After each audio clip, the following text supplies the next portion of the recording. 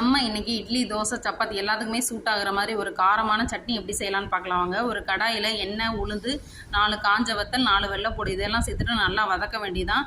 நல்லா வதங்கினதுக்கு அடுத்து 20 சின்ன வெங்காயத்தை நல்லா உரிச்சிட்டு அது கண்ணாடியாக வர அளவுக்கு நல்லா வதக்கணும். 20 சின்ன வெங்காயம் நல்லா சின்ன வெங்காயம் தான் சேர்க்கணும். இது கண்ணாடியாக வர அளவுக்கு நல்லா வதக்கணும். வதக்குனதுக்கு அடுத்து ஒரு சில்லு தேங்காய் சில்லு சேர்த்துக்கணும். தேங்காய் சில்லையும் நல்லா வதக்குனதுக்கு அடுத்து 2 தக்காளி சேர்க்கணும்.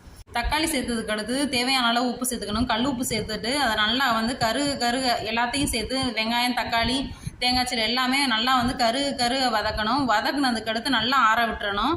நல்லா ஆறுனதுக்கு அடுத்து தான் நம்ம அரைக்கணும். அது வரை சூட்டோடு அரைக்கக்கூடாது. அது வரை வெயிட் பண்ணி நல்லா ஆற விடணும். நல்லா ஆறுனதுக்கு அடுத்து ஒரு மிக்சி ஜாரில் போட்டு நல்லா ஃபைன் பேஸ்ட்டாக அரைச்சதுக்கு அடுத்து தாளிச்சு கொட்டினா நல்லா டேஸ்டான இட்லி தோசை சப்பாத்தி எல்லாத்துக்கும் சூட் ஆகிற மாதிரி ஒரு கார சட்னி தயார். இதை ட்ரை பண்ணி பாருங்கள். ட்ரை பண்ணி பார்த்துட்டு மாடர்ன் சிட்டி சமையலை சப்ஸ்கிரைப் பண்ணிடுங்க. தேங்க்யூ.